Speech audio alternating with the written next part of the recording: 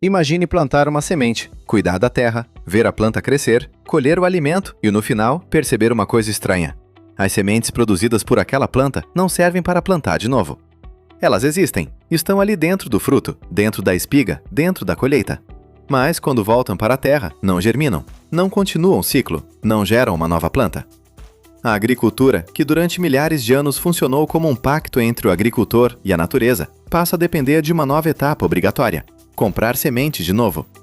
Essa é a ideia por trás de uma das tecnologias mais controversas da biotecnologia agrícola, as chamadas sementes Terminator, ou em termos técnicos, tecnologias de restrição de uso genético, conhecidas como GURT.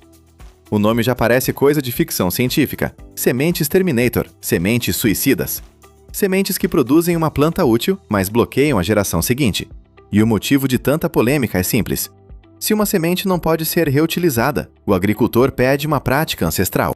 Ele deixa de guardar parte da colheita para o próximo plantio e passa a depender de uma empresa para recomeçar o ciclo. Durante quase toda a história da agricultura, guardar sementes foi uma forma de autonomia. O agricultor plantava, colhia, separava parte da produção e usava essas sementes na próxima safra. Era assim que variedades locais eram mantidas, adaptadas e transmitidas. A semente não era apenas um produto, era herança, tecnologia viva, memória genética da terra. Mas a agricultura moderna mudou essa relação. Hoje, muitas lavouras comerciais usam sementes híbridas, sementes protegidas por contratos, cultivares registradas e tecnologias patenteadas. Em muitos casos, o agricultor já compra sementes novas todos os anos, não porque elas sejam estéreis, mas porque sementes híbridas não mantêm o mesmo desempenho na geração seguinte, ou porque contratos de uso impedem o replantio comercial. É aqui que precisamos separar as coisas. Uma semente híbrida não é necessariamente uma semente estéril. Ela pode até germinar, mas seus descendentes podem perder uniformidade, produtividade ou características desejadas. Já a tecnologia Terminator é outra coisa. Uma proposta de engenharia genética para fazer com que as sementes produzidas pela planta não germinem ou não expressem corretamente certas características na próxima geração. O ponto central não é apenas biológico, é econômico. Porque se a semente carrega uma trava genética, o controle sobre o próximo plantio sai da mão do agricultor e vai para quem vende a tecnologia. A natureza deixa de ser um ciclo aberto e passa a funcionar como um sistema com assinatura. Você não compra apenas uma semente, você compra acesso temporário a uma linhagem. E é isso que torna o tema tão desconfortável. A ideia técnica por trás das GURTs envolve genes que podem ser ativados ou desativados por mecanismos específicos. Em uma versão conhecida como VGURT, a planta cresce normalmente e produz alimento normalmente, mas as sementes da geração seguinte são programadas para não germinar.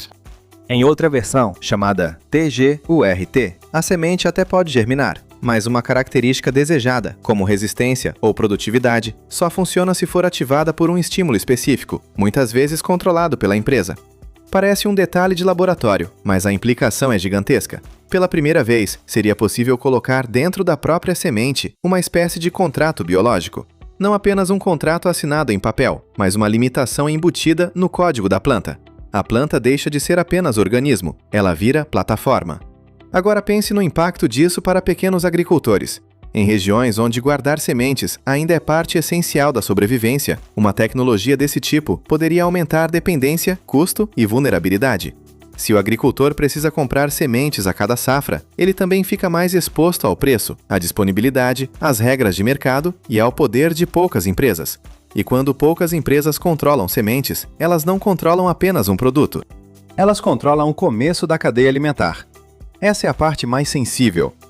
Quem controla a semente, controla o que pode ser plantado. Quem controla o que pode ser plantado, influencia o que chega à mesa.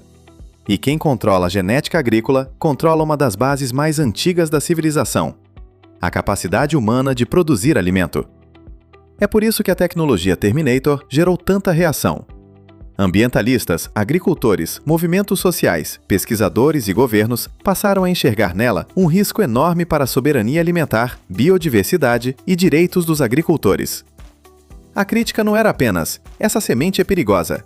Era "que tipo de mundo estamos construindo quando a semente deixa de pertencer ao ciclo natural e passa a pertencer a um modelo de controle?". Mas também existe o outro lado do debate.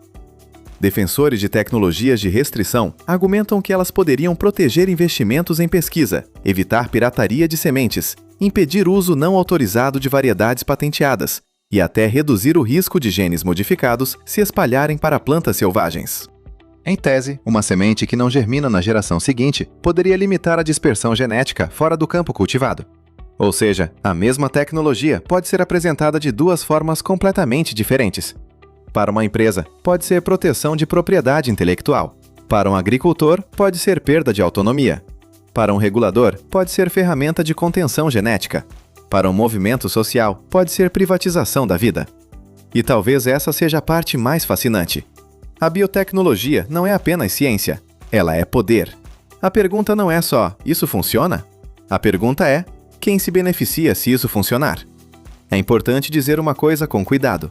As sementes Terminator, como foram imaginadas, não se tornaram uma realidade comercial amplamente usada no mundo. A reação foi tão forte que o tema virou símbolo de limites éticos na biotecnologia agrícola. Houve compromissos públicos, moratórias internacionais e resistência política. Mas o medo que elas despertaram continua atual, porque a lógica por trás delas não desapareceu.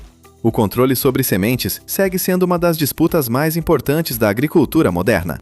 Mesmo sem sementes Terminator espalhadas pelo mundo, a dependência já pode acontecer por outros caminhos. Contratos, patentes, híbridos comerciais, pacotes de sementes com defensivos, concentração empresarial e barreiras legais para guardar e replantar certas variedades. A esterilidade genética é apenas a imagem mais extrema de um problema maior. O problema maior é transformar a semente em um produto fechado. Durante milhares de anos, a semente foi símbolo de continuidade. Você plantava hoje para colher amanhã e guardar parte desse amanhã para depois. Ela carregava futuro. Mas quando a semente passa a depender de uma chave externa, de um contrato, de uma licença ou de uma compra anual, o futuro deixa de estar totalmente na terra. Ele passa a estar também em uma cadeia corporativa. E isso muda a forma como a gente deve olhar para a comida. Quando você vê um tomate, um milho, um grão de soja ou um saco de arroz, talvez enxergue apenas alimento. Mas antes do alimento, existe uma semente. Antes da semente, existe uma decisão genética. Antes dessa decisão, existe uma empresa, um laboratório, uma lei, uma patente, uma estratégia de mercado. A comida que parece natural pode começar em um sistema altamente controlado. E aqui não se trata de demonizar toda a biotecnologia. Melhoramento genético salvou lavouras, aumentou produtividade, reduziu perdas e ajudou a alimentar bilhões de pessoas. A questão não é ciência contra a natureza. A questão é, ciência a serviço de quem? Porque existe uma diferença enorme entre criar sementes mais resistentes para aumentar a produção e criar sementes que impedem o agricultor de continuar plantando sem pagar novamente. Uma melhora genética pode ampliar possibilidades, uma trava genética pode fechar possibilidades. E quando falamos de alimento, fechar possibilidades pode ter consequências profundas. No fim, o lado sombrio das sementes estéreis não está apenas na ideia de uma planta que produz sementes mortas. Está na metáfora que isso carrega. A natureza transformada em sistema de bloqueio. A vida gerando vida, mas com uma permissão embutida. O agricultor plantando, mas sem controlar totalmente o próximo plantio. Talvez a pergunta mais curiosa não seja se sementes estéreis poderiam funcionar. A pergunta é: o que acontece com a liberdade de plantar, quando até o futuro da semente pode ter dono?